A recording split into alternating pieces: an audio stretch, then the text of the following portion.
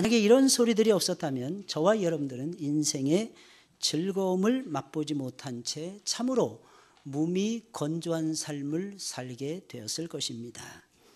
하지만 우리는 우리의 마음을 즐겁게 하는 소리는 많이 듣고 있지만 정작 우리의 영혼을 깨우는 진정한 소리는 듣지 못할 때가 많은 것이 현실인 것입니다.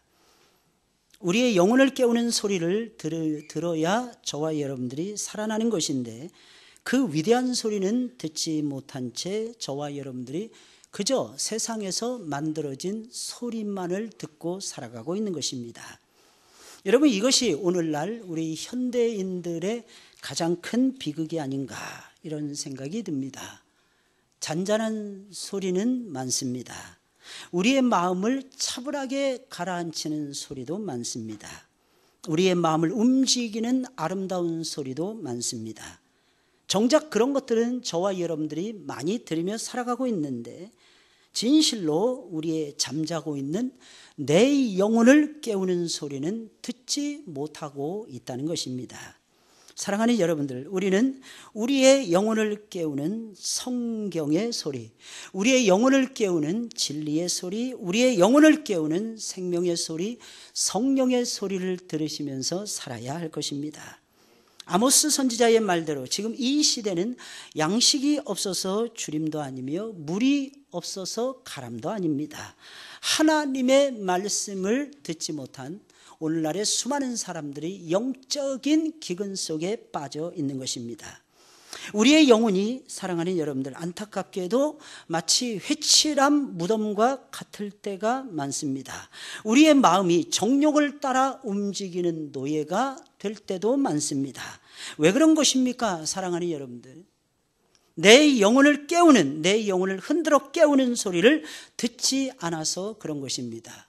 내 영혼을 흔들어 깨우는 영혼의 소리를 듣지 못해서 그런 것입니다. 내 영혼을 깨우는 소리를 들으시기를 예수님의 이름으로 축원을 드립니다. 여러분, 그래야 내 영혼이 살아난다는 것입니다.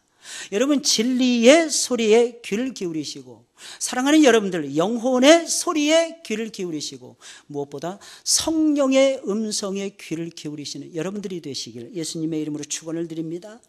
여러분, 본문의 말씀을 보게 되면 우리는 위대한 한 인물을 만나게 됩니다.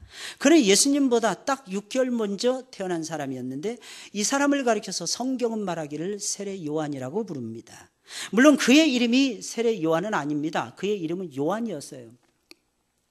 그의 이름은 요한이며 그가 한 일이, 주로 한 일이 세례를 주면서 사람들을 옳은 대로 인도하는 일이었기에 사도 요한과 구별을 해서 세례 요한이라고 부르는 것입니다. 여러분, 요한의 이름의 뜻은 여호와는 은혜로우시다, 이런 뜻을 가지고 있습니다. 여호와는 은혜로우시다, 다른 말로 번역을 하면 여호와는 사랑스러우시다, 여호와는 우리를 사랑하신다, 이게 요한이라고 하는 이름의 뜻이었습니다. 여러분, 구약으로 돌아가면 요나라고 하는 사람이 똑같은 이름의 뜻을 가지고 있었습니다. 요나 하면 비둘기가 생각이 나잖아요. 비둘기는 성령의 역사를 상징합니다.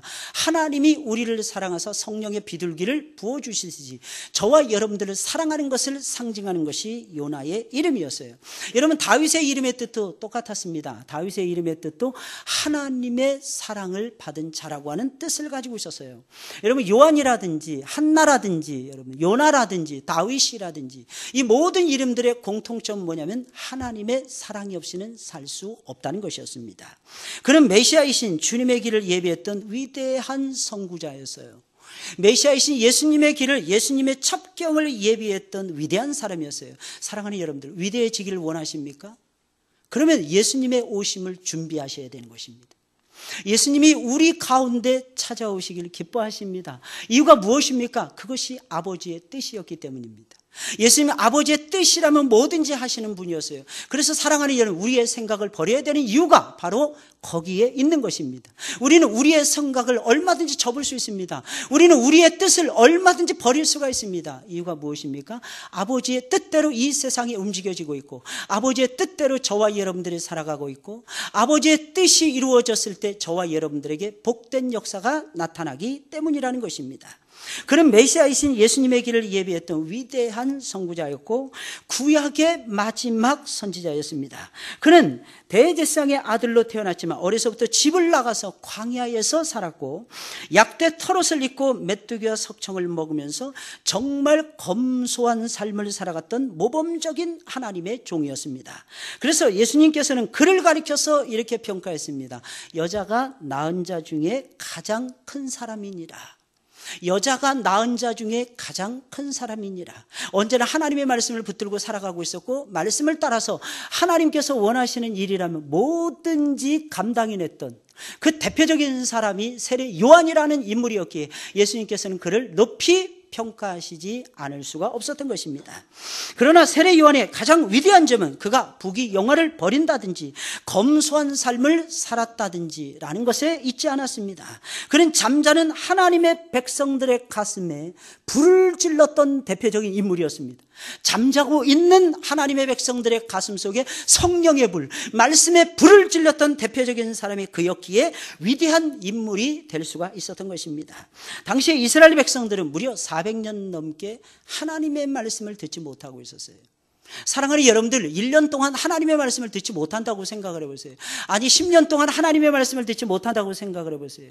아니 100년 동안 하나님의 말씀을 듣지 못한다고 생각을 해보세요. 여러분들, 어쩌다가 한번 우리가 주일을 범하고 주일을 빠질 때가 있었을 것입니다. 여러분들에게도 그런 경험이 있었을 것입니다. 한 주 빠지면요 2주 동안 하나님 말씀 못 듣게 됩니다. 근데 참 신기한 건요, 처음에는 괜찮을 것 같습니다. 근데 시간이 지날수록 안 괜찮아져요. 자꾸 처음에는 위로합니다. 아, 그래도 괜찮아, 그래도 괜찮아. 아닙니다. 점점 갈수록 내 영혼이 피폐되어 가고 내 영혼이 자연스럽게 하나님과 멀어져 가고 있는 내 모습을 발견하고 저와 여러분들은 깜짝 놀라게 될 것입니다. 그렇다면 이때 이스라엘 백성들의 영혼은 메마를 대로 메말라 있었다는 것입니다. 바로 그때 세례 요한이라는 사람이 나타나서 영혼을 깨우는 소리를 질러대고 있었던 것입니다. 그가 전했던 말씀이 얼마나 강력했던지 예루살렘에서 사람들이 몰려올 정도였습니다. 여러분 세례 요한은요 광야에서 말씀을 외쳤어요. 강단이 없었어요. 여러분 교회가 없었습니다. 예배당이 없었습니다. 그런데 나중에는 얼마나 그 말씀이 대단하고 위대했던지 예루살렘에서 사람들이 몰려올 정도였어요. 여러분 잘 아시잖아요. 예루살렘이라는 지역이 어느 곳입니까? 2000년 넘게, 예수님 태어나시기 전까지 2000년 넘게 하나님의 말씀을 맡았던 말씀의 센터였어요. 여러분들, 거기에는 기라성 같은 하나님의 종들이 있었어요. 그들의 대표적인 역사는 무엇입니까? 하나님의 말씀을 들려주고 하나님의 말씀을 가르치는 일이었어요. 여러분, 근데 그 기라성 같은 수많은 사람들을 제치고 수많은 사람들이 유다 광야에서 외치고 있었던 세례 요한에게로 몰려가고 있었더라는 것입니다. 온 유대와 요단강 사방에서 수많은 사람들이 그에게로 몰려갈 정도였습니다. 온 유대는요 예루살렘을 감싸고 있었던 거룩한 지역이었습니다. 근데 그 거룩한 지역에서 수많은 사람들이 한마디의 말씀을 듣기 위해서 몰려가고 있었다는 것입니다. 다시 말씀드립니다. 요한에게는 강단이 없었어요. 요한에게는 청중도 없었습니다. 그러나 그는 하나님의 말씀을 받은 위대한 종이었기에 아무도 없는 광야라 할지라도 그는 망설이지 아니하고 하나님의 위대한 말씀을 선포했던 것입니다. 나중에는 사람들이 구름같이 몰려와서 그가 전하는 말씀을 듣고 회개하기 시작을 했어요. 왜? 이유가 무엇입니까? 하나님의 말씀에 은혜가 되면은요 다른 사람의 죄가 보이는 것이 아니라 내 죄가 보이기 때문인 것입니다. 그들은 하나님의 말씀을 들으면서 자신들의 죄가 보여지기 시작을 했어요. 그들은 엎드려서 회개하지 않을 수가 없었습니다. 골방에서조차도 회개하지 않던 사람들이, 수많은 사람들이 나와서 수많은 사람들이 지켜보는 그 과정 속에서 하나님 앞에 엎드리면서 회개하는 놀라운 역사가 벌어지기 시작을 했어요. 이들은 회개했을 뿐만 아니라 세례까지 받았어요. 새 사람이 되고 새 생명을 받고 새로운 삶을 살기를 그들은 희망하고 있었다는 것입니다. 세례 요한은 은혜로운 말씀을 가장 감동력 있게 외쳤던 인류 역사상 가장 위대한 설교자였던 것입니다. 그럼 요한이 외쳤던 영혼을 깨우는 진정한 소리의 내용은 무엇이었습니까? 사랑하는 여러분들, 오늘 여기에 저와 여러분들이 주목을 하셔야만 되는 것입니다. 저와 여러분들은 어떠한 소리에 예민하게 계십니까? 여러분들, 사람이 들려주는 달콤한 이야기, 옛날 이야기, 아니면 있었던 연애 이야기, 사랑하는 여러분들, 여러분들은 무엇에 집중하면서 살아가고 있습니까? 어떤 소리를 저와 여러분들이 들으면서 살아가고 있느냐는 것입니다. 요한이 외쳤던 영혼을 깨우는 이 소리, 이 진정한 소리의 내용이 과연 무엇이었느냐는 것입니다. 첫째로 그것은 회개하라 천국이 가까웠느니라 라고 하는 말씀이었습니다. 여러분, 언뜻 듣기에는 몸이 건조하지 않습니까? 다 아는 내용이지 않습니까? 여러분, 딱딱하고 재미없는 말씀처럼 느껴지지 않습니까? 사랑하는 여러분들, 그럼에도 불구하고 그때 당시에 수많은 사람들이, 세례 요한에게로 몰려갔던 수많은 사람들은 바로 이 딱딱하고 재미없어 보이는 회개하라 천국이 가까웠느니라, 여러분, 이 말씀을 듣고 그들은 깨어나고 있었다는 것입니다. 오늘 본문은 2절에 있는 말씀입니다. 여러분, 요한에게로 나아갔던 사람들은 상처 입은 그들의 마음에 위로를 받고 싶어서 나아갔을 것이며, 여러분, 자신들이 실패한 사업, 실패한 직장을 어떻게 하면 다시 일으켜볼까 하는 마음에서 요한 앞에 달려갔을 것입니다. 황무한 광야까지 세례 요한을 찾아갔다라고 하는 것은 무엇을 의미하는 것입니까? 그들 모두가 뭔가 심각한 문제를 안고 있었다라고 하는 것을 의미하는 것이 아니겠습니까, 여러분들? 요한에게 몰려간 사람들은 분명히 하나님 나라에 대해서는 관심조차 없었을 것입니다.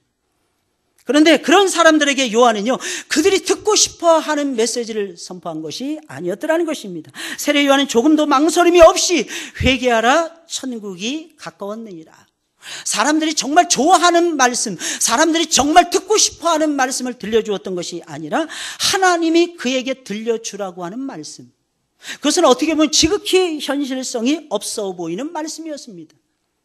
왜 그런 것입니까? 여러분, 이때 당시에 세례 요한에게 나왔던 사람들은 그저 관심이 자기 자신, 관심이 자기 가족, 그저 관심이 자기 민족에게 밖에는 없었던 그런 사람들이었습니다. 자기의 문제, 현실에 모든 것을 기반하고 있었다는 것입니다. 나는 왜 이렇게 살아가면 될까? 나는 왜 이렇게 어려움을 당해야만 될까? 다른 사람들은 예수 믿어도 멋지게 예수님을 잘 믿고 있는데, 좋은 직장에 들어가고 좋은 학교에 들어가고 멋진 사람들과 교제를 나누면서, 또한 시간적으로도 여유가 있어서 수많은 사람들과 티타임도 가고 커피타임도 가지고 브레이크 타임도 가지고 좋아하는 음식을 먹고 좋아하는 옷을 입고, 저 사람들은 잘 먹고 잘 사는데 왜 나는 이렇게 살아가야만 될 것인가? 왜 우리 민족은 이렇게밖에 못 사는 것일까? 다른 민족은 쉽게 잘 사는 것 같은데, 특히 로마인들은 너무너무 부럽게 잘 살고 있는데 왜 우리는 이렇게 고난 중에 힘들게 살아가고 있는 것일까? 세례 요한에게 나아갔던 사람들이 고민했던 것이, 사랑하는 여러분들, 오늘날 저와 여러분들이 고민하는 것하고 너무너무 비슷하지 않습니까? 사랑하는 여러분들, 이런 고민을 하면서 그들은 세례 요한에게 나아가고 있었다는 것입니다.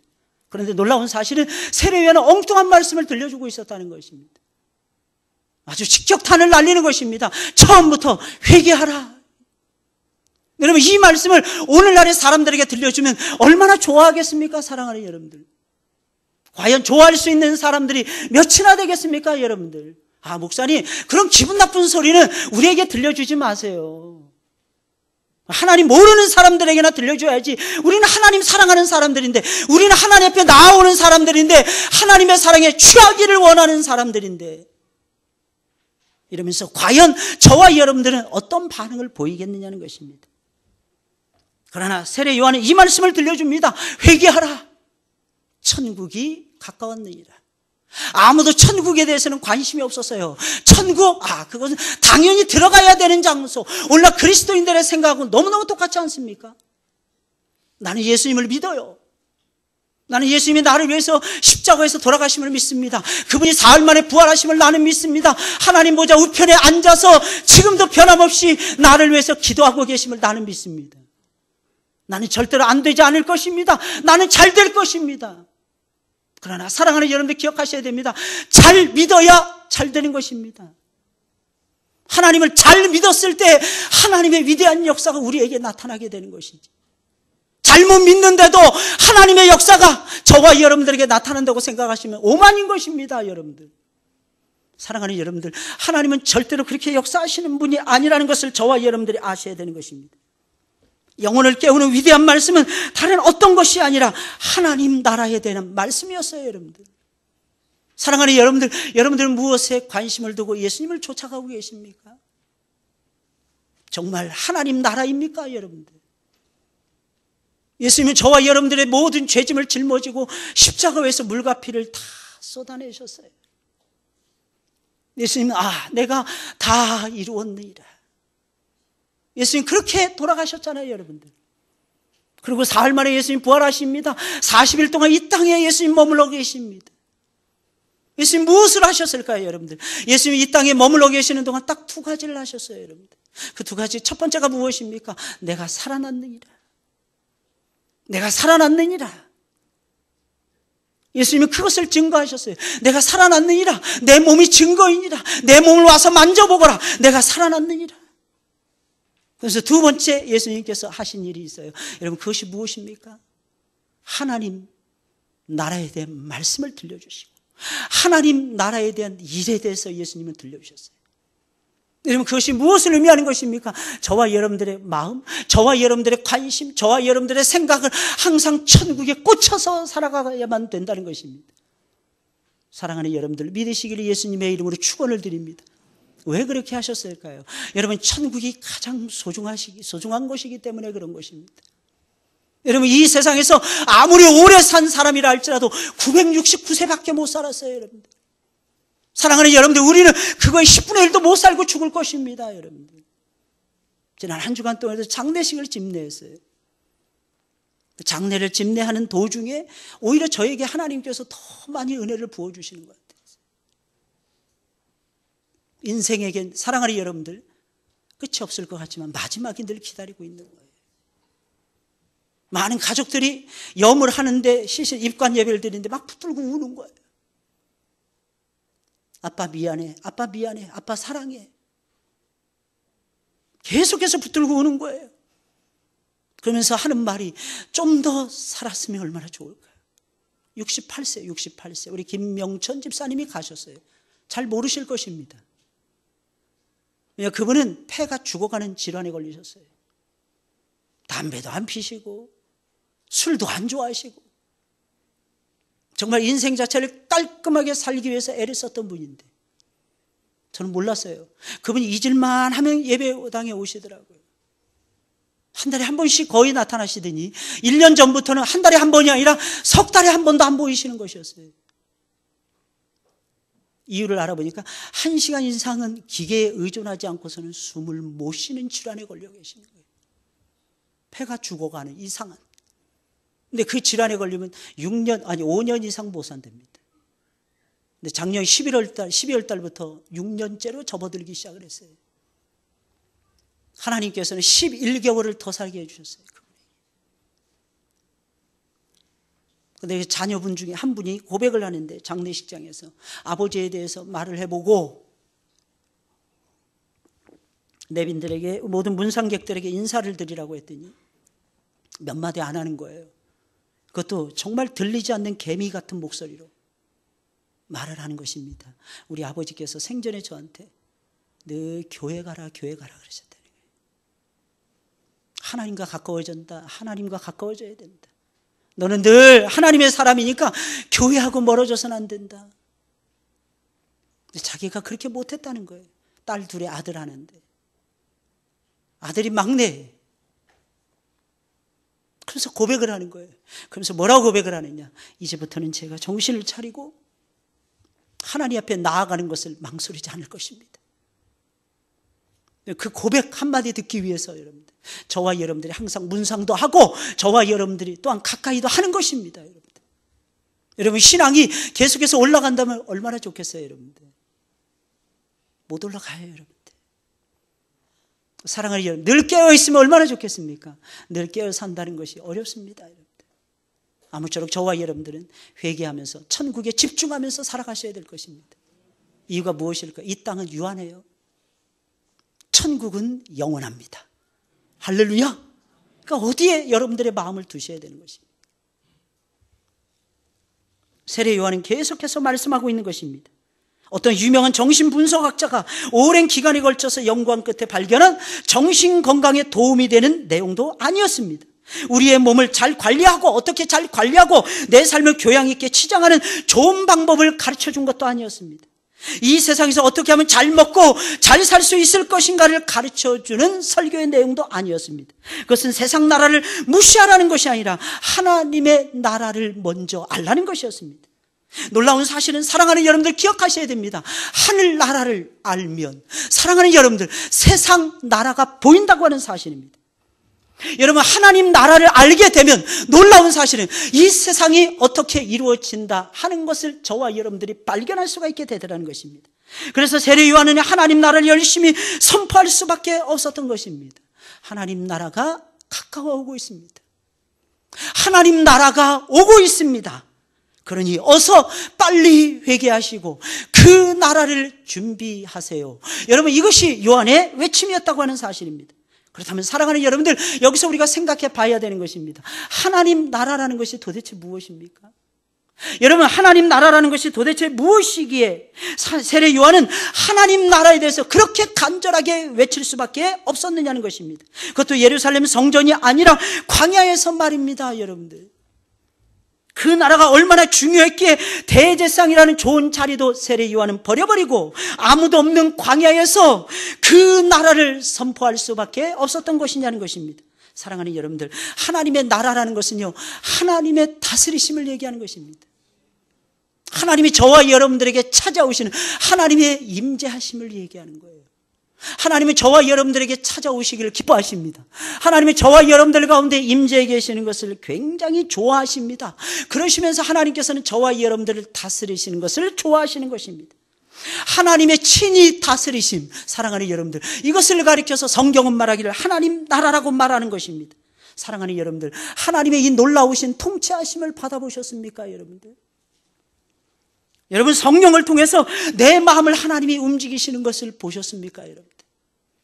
나는 다른 곳으로 가길 원해요. 그런데 하나님께서 내 마음을 쳐서 복종시키면서 하나님의 뜻을 이루어가는 존귀하고 아름다운 삶의 자리로 나를 이끌어 가실 때가 있잖아요, 여러분들. 여러분, 그것을 가리켜서 성경은 말하기를 하나님의 다스리심, 하나님의 통치하심, 하나님 나라라고 설명하고 있는 것입니다. 여러분, 이 세상에서 제일 행복한 사람이 어떤 사람일까요, 여러분들? 바로 하나님의 다스리심, 하나님의 통치하심을 받는 사람인 것입니다.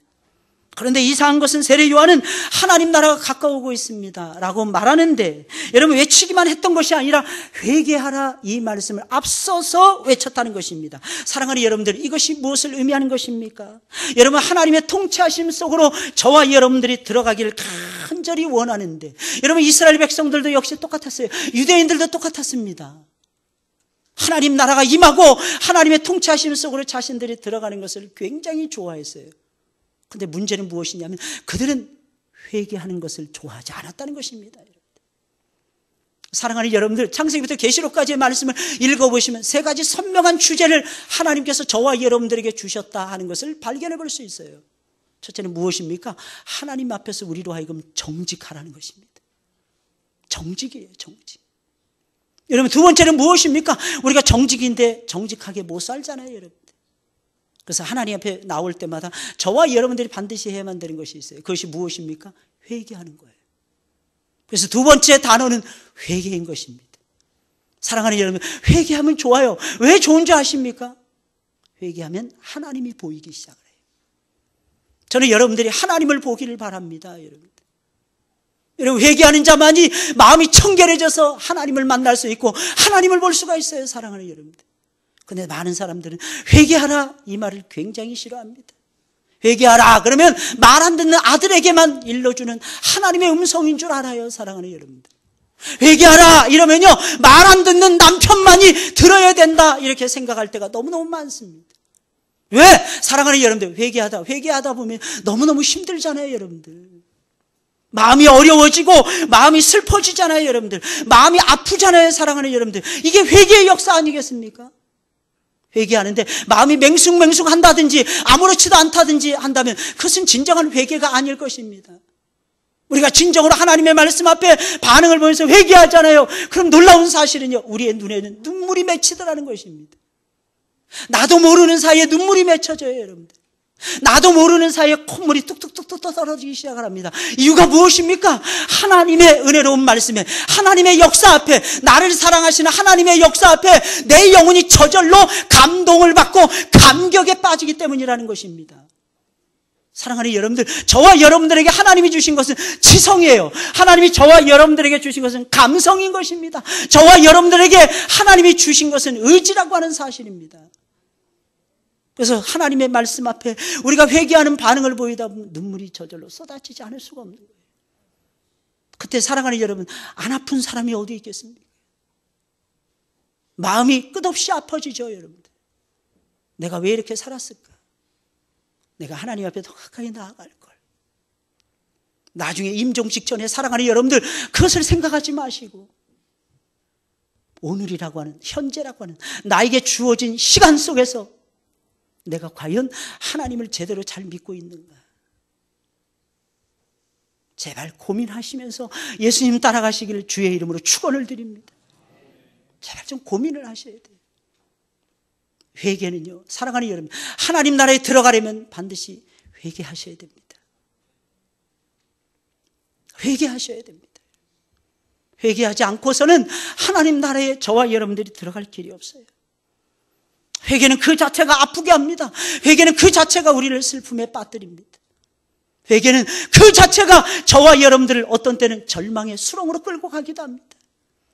그러나 사랑하는 여러분들 기억하셔야 됩니다. 원래 우리가 있었던 자리가 수렁이었어요. 원래 우리가 머무르고 있었던 자리가 지옥불이었어요, 여러분들. 우리는 이대로 죽으면 무조건 지옥불에 떨어지지 않습니까, 사랑하는 여러분들? 네, 한 번 회개했다고 해서 여러분들의 삶이 온전해질 수가 있겠습니까, 여러분들? 한 번 예수님의 말씀에 은혜를 받았다고 해서 여러분들의 삶이 하늘나라에 올라간 것이라고 착각할 수가 있겠습니까, 여러분들? 사랑하는 여러분들, 제발 다시 시작하시기를 예수님의 이름으로 축원을 드립니다. 그 나라는 죄가 통하지 않는 거룩하고 깨끗한 나라입니다. 회개하지 않고는 절대로 들어갈 수 없는 나라가 그 나라인 것입니다. 이 말씀이 선포될 때 유대인들은요, 로마가 가져다주는 풍요로움 속에 푹 빠져 있었어요. 참 이상합니다. 우리 육신을 가지고 있다 보니까 육신이 조금 잘 되면 자기의 영혼이 깨끗한 줄 알아요. 자기의 영혼이 거룩한 줄 알아요. 자기의 영혼이 온전한 줄 압니다. 착각인 것입니다, 사랑하는 여러분들. 유대인들은 이때 당시에 그렇게 살아가고 있었다는 것입니다. 그러나 요한은 달리 생각하고 있었어요. 이유가 무엇입니까? 하나님이 세례 요한의 마음에 은혜를 부어주셨기 때문입니다. 그런 식으로 풍족하게 사는 것이 하나님 나라의 백성들의 본질적인 삶, 진정한 삶의 모습이 아니라고 생각했기에 요한은 외칠 수밖에 없었던 것입니다. 회개하라, 천국이 가까웠느니라. 사랑하는 여러분들, 이 음성에 온전히 반응을 보이시는 여러분들이 되시길 주의 이름으로 축원을 드립니다. 두 번째로 세례 요한이 외친 영혼을 깨우는 소리는 회개에 합당한 열매를 맺으라는 것이었어요. 오늘 8절에 있는 말씀입니다. 그러므로 회개에 합당한 열매를 맺고, 요한이 한참 세례를 베푸고 있을 때 바리새인들과 사두개인들이 세례 요한을 찾아왔어요. 그때 요한은 그들에게 독사의 자식들아, 누가 너희를 가르쳐 임박한 진노를 피하라 하더냐라고 외치며 아주 심하게 책망을 했습니다. 사랑하는 여러분들, 만약에 우리 가운데 바리새인들, 사두개인들이 온다면, 사랑하는 여러분들, 여러분들은 어떤 반응을 보일까요, 여러분들? 이때 당시에 제일 잘 나가는 직업, 제일 잘 나갔던 유명한 사람들이 사두개인들과 바리새인들이었어요. 우리는 인간적인 교양을 띠는 것을 굉장히 좋아합니다. 조금 누군가가 부드럽게 말을 하면 굉장히 좋아합니다. 점잖게 이야기를 하면 교양이 있는 사람이라고 생각을 합니다. 사랑하는 여러분들, 착각이에요. 오해라는 것을 우리는 알아야 됩니다. 세례 요한에게는 이런 교양이 전혀 보이지 않았다는 것을 아셔야 합니다. 그리고 완전히 투박한 시골 아저씨처럼 담백하면서도, 아니, 너무나도 정직하고 진솔하게 하나님의 말씀을 선포했습니다. 아니, 그 이상이었어요. 어떻게 보면 너무나도 천박스럽게 외치고 있었습니다. 감히 그는 그 시대의 최고의 지성인, 최고의 지식인들을 향해서, 존경의 대상에 맞지 않았던 바리새인들과 사두개인들을 향해서 뭐라고 부릅니까? 독사의 자식들이라고 불렀어요. 여러분, 이것이 무엇을 의미하는 것입니까? 마귀의 자식들이라고 거침없이 책망을 했다는 것입니다. 여러분, 왜 세례 요한은 이런 점잖하지 못한 말을 한 것입니까? 아마도 바리새인들과 사두개인들은 자신들의 위치를 나타내기 위해서, 자신들의 신분을 뽐내기 위해서 그들의 신분을 나타내는 비단 옷을 입고 말을 타고 광야로 나아갔을 것입니다. 여러분, 이것이 무엇을 의미하는 것입니까? 사랑하는 여러분들, 오늘날 쉽게 저와 여러분들에게 설명을 해드리자면, 여러분들, 사람들이 동네에서 놀고 있고 사람들이 모여 있는 것입니다. 여러분, 거기에 가운을 입고 가는 것입니다. 가운을 입고. 내가 목사야 이러면서 가운 입고 가는 것입니다. 여러분, 이거하고 똑같은 것을 사두개인들과 바리새인들이 하고 있었다는 거예요. 거리를 지나갈 때도 저 사람은 사두개인이야, 저 사람은 대제사장이야, 저 사람은 바리새인이야, 누구나 한눈에 척하면 알아볼 정도로 그들은 자신들의 옷을 통해서 자신들의 신분을 부각시키고 있었다는 것입니다. 그렇기에 세례 요한은 그들이 바리새인이며 사두개인이라는 것을 한눈에 알아볼 수가 있었던 것입니다. 사랑하는 여러분들, 꽃이 피어야죠, 여러분들. 그리고 잎이 무성해져야 됩니다. 그러나 꼭 기억하셔야 돼요. 열매가 없으면 안 되는 것입니다. 여러분, 꽃이 피고 잎도 무성하고 하나님이 기뻐하시는 열매도 따시는 여러분들이 되시길 주의 이름으로 축원을 드립니다. 다시 말씀드려요, 여러분들. 진정으로 회개했다면 열매가 나타나야 된다는 것입니다.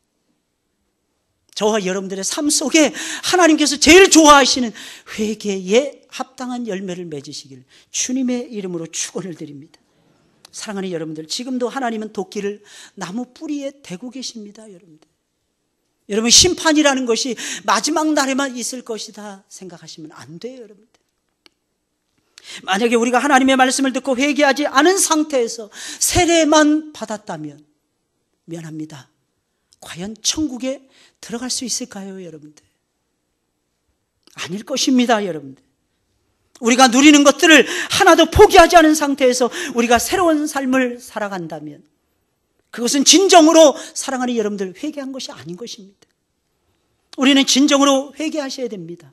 회개에 합당한 열매를 맺으며 살아가셔야 됩니다. 형식적인 거, 허울적인 거 벗어 던지셔야 됩니다. 세례 요한처럼 나를 뽐내는 화려한 누더기들을 벗어버리고, 여러분, 메뚜기와 석청을 먹는 한이 있어도 하나님의 소리, 하나님의 음성에 귀를 기울이셔야 되는 것입니다. 세례 요한은 말씀으로 얼마든지 심령의 변화를 일으킬 수 있으며, 약대 털옷을 입고 메뚜기와 석청을 먹고도 얼마든지 하나님의 말씀을 붙잡고 당당하게 이 세상을 살아갈 수 있습니다 라고 하는 것을 보여주는 하나님의 종이었습니다. 사랑하는 여러분들, 명심하셔야 됩니다. 크고 화려한 것만이 하나님이 주시는 좋은 열매가 아닙니다, 여러분들. 사랑하는 여러분들, 잘 들으셔야 돼요. 작더라도, 사랑하는 여러분들, 하나님이 귀하게 여기시는 것이라면 그것은 귀한 것입니다. 사랑하는 여러분들, 믿으시기를 예수님의 이름으로 축원을 드립니다. 그리고 어떤 것을 얻기 위해서, 가장 존귀한 것을 얻기 위해서 내가 가지고 있는 뭔가를 포기한다면, 사랑하는 여러분들, 그것은 진정 아름답고 좋고 선한 열매라고 하는 사실입니다. 셋째로, 영혼을 깨우는 위대한 소리는요, 사랑하는 여러분들, 내 안에, 내 뒤에 오시는 그분을 주목하라는 것이었습니다. 여러분, 세례 요한은 항상 예수님, 세례 요한은 자기를 높인 적이 한 번도 없었어요. 세례 요한은 항상 자신을 낮추는 거예요. 세례 요한은 항상 자기에게 집중해 본 적이 없었어요. 세례 요한은 항상 주님께 집중했습니다. 사랑하는 여러분들, 여러분들도 이렇게 살아가시길 예수님의 이름으로 축원을 드립니다. 그래서 마지막까지도 세례 요한의 외침 속에는 내 뒤에 오시는 주님이 중심 주제였다는 것입니다. 오늘 본문 11절에 있는 말씀이에요. 우리 다 같이 한 목소리로 읽어볼까요? 시작. 나는 너희로 회개케 하기 위하여 물로 세례를 주거니와 능력이 많으시니 나는 그의 신을 들기도 감당치 못하겠노라. 그는 성령과 불로 너희에게 세례를 주실 것이요. 여러분, 세례 요한은 자기를 드러내기 위해서 온 사람이 아니었어요. 형체가 없는 소리가 되어서 예수 그리스도의 길을 예비하는 광야에서 외치는 자의 소리였습니다. 그는 예수님의 신을 드는 것조차도 감당할 수 없는 죄인이라고 자신을 고백을 했어요. 당시에 주인의 신발을 드는 것은요, 종들 중에서도 가장 천한 종들이나 하는 일이었다고 합니다. 그래서 세례요한은 자기는 아무것도 아니라고 선포하며 내 뒤에 오시는 그분을 주목하라고 외치며 내 뒤에 오시는 분은 나보다 능력이 엄청나게 많은 분이시며 나는 물로 세례를 주며 회개를 촉구하지만 그분은 성령과 불로 세례를 줍니다 라고 외쳤던 것입니다. 사랑하는 여러분들, 이 세상 살아가시면서 여러분들 무엇에 주목하고 계십니까? 여러분들이 바라보는 것이 여러분들이 좋아하는 것이라는 것을 아셔야 될 것입니다. 여러분들은 무엇에 주목하고 계십니까? 무엇에 여러분들은 집중하고 계십니까? 나에게 집중하고 계십니까? 아니면 나를 사랑하사 십자가에서 돌아가신 예수 그리스도에게 집중하고 계십니까? 사랑하는 여러분들, 나에게 주목하거나 집중하지 마시고 나를 사랑하시는 예수 그리스도에게 집중하시기를 예수님의 이름으로 축원을 드립니다. 세례 요한은 그렇게 살아갔던 사람이었어요. 자신에게 집중하지 아니하고 오직 예수님에게만 세례 요한은 집중하고 있었다는 것입니다. 참으로 이상한 것은 나에게 집중하면 예수님을 모르는 것은 당연하고요. 여러분들, 나에게 집중하다 보면 예수님 모르게 됩니다. 더 나아가서는 내가 누구인지조차도 모르게 됩니다. 그런데 너무 신기한 것이 있어요. 주님께 집중하잖아요. 그러면 주님을 조금씩 알아가게 됩니다. 사랑하는 여러분들, 예수님을 알아가시고 예수님을 사랑하시길 주님의 이름으로 축원을 드립니다. 그게 제일 큰 즐거움이잖아요. 여러분 성도에게 있어서 제일 큰 즐거움이 무엇입니까? 하나님을 알아가는 것입니다. 놀라운 사실은 주님께 집중하잖아요. 그럼 주님을 통해서 하나님이 보여요. 주님께 집중하잖아요. 주님의 말씀이 들려와요. 그 다음에 성령의 역사를 보게 됩니다. 그러니까 자연스럽게 하나님을 아는 고상한 지식에 여러분들이 이르게 되는 겁니다. 근데 신기한 것은요, 거기서 멈추는 것이 아니라 사랑하는 여러분들, 더 나아가서는 내가 누구인지 알기 시작하게 되는 거예요. 주님께 집중하면은요, 주님이 누구인지 아는 데서 그치는 것이 아닙니다. 내가 어떤 사람인지 알게 돼요. 내가 어떤 신분의 사람인지 깨닫게 됩니다. 그건 내가 무엇을 해야 되는지 알게 돼요. 내가 무엇을 집중해야만 되는지도 알게 됩니다. 나는 무엇을 가장 존귀한 가치로 두고 살아갈 것인가. 여러분, 그것을 하나 둘씩 깨닫기 시작을 합니다. 그래서 세례 요한은 외쳤던 것입니다. 내 뒤에 오시는 그분에게 주목하셔야 됩니다. 그분을 바라보셔야 됩니다. 이것이 세례 요한의 마지막 외침이었다는 것입니다. 꼭 기억하세요. 사랑하는 여러분들, 요한은 세 가지를 외쳤어요. 회개하라, 천국이 가까웠느니라. 천국에 대해서 외쳤는데 회개와 함께 천국을 외쳤어요. 여러분들 회개하시고 천국에 들어가시는 여러분들이 되시길 주의 이름으로 축원을 드립니다. 여러분, 죽음 앞에서는 모든 사람들이 다 두려워합니다. 여러분, 안 두려워집니까? 저는요, 목사님들의 임종도 봤어요. 두려워하시더라고, 죽음 앞에서. 근데 참 신기합니다. 찬송 한 곡 딱 부르면 눈이 살아납니다. 왜? 천국이 보이니까요. 사랑하는 여러분, 천국은 실제하는 하나님의 나라입니다. 가상적인 나라가 아니에요. 사이버 세계가 아니라는 것입니다. 하늘에서 뜻이 이루어져야 땅에서도 이루어지는 것입니다. 하늘에서 하나님께서 은혜를 부어주시기로 작정해 주셔야 저와 여러분들의 심령이 열리고 그 심령 속에서 하나님의 놀라우신 은혜가 우리에게 쏟아 부어지게 되는 것입니다. 회개하라, 천국이 가까웠느니라 믿으시기를 예수님의 이름으로 축원을 드립니다. 그래서 저 높은 곳을 향해서 올라가시는 여러분들이 되시기를 예수님의 이름으로 축원을 드립니다. 그리고 제발 회개에 합당한 열매를 맺으세요. 사랑하는 여러분, 회개는 반드시 열매를 맺어요. 우리 눈에서 눈물, 우리 마음에서 감동, 우리의 삶에서 변화, 이런 열매를 회개는 반드시 맺어야 말더라는 것입니다. 새롭게 만든다는 것입니다. 저와 여러분들의 영혼을 새롭게 만든다는 거예요. 저와 여러분들의 삶을 기름지게 해주신다는 것입니다. 사랑하는 여러분, 이것이 성경의 약속이 아니고 무엇이겠습니까? 사랑하는 여러분들, 우리 주님은 저와 여러분들에게 복을 주시는 하나님이십니다. 내가 너에게 복 주고 복 주며 내가 너를 번성케 하고 번성케 하리라. 마지막에는 하나님께서 저와 여러분들에게 놀라운 은혜로 부어주시고야 말 것입니다. 그러니 항상 여러분들의 마음속에 누가 살아있어야 될까요? 여러분들, 나사렛 예수 그리스도, 그분만 살아있으면 되는 것입니다. 그분이 여러분들의 삶을 책임져 주실 것입니다.